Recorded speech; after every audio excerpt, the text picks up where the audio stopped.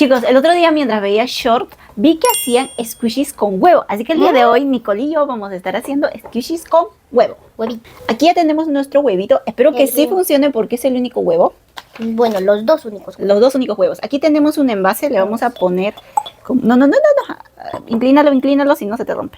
Ahí ponlo. Ya. Listo. Vamos a ponerle color con témpera. Mío va a ser rosada y de Nicole va a ser morada, su color favorito. Voy a agregar vinagre. Échale mucho vinagre como si fuera agua.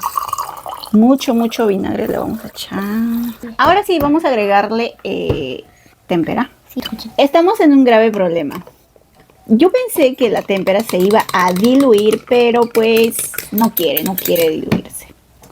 Como que ya se pinta. Ay, no, sí, tuyo sí.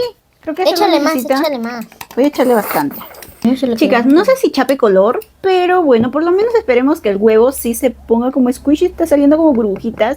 Así que el resultado lo vamos a ver en el siguiente video. Esto lo vamos a dejar por 48 horas. Así que nos vemos dentro de 48 horas.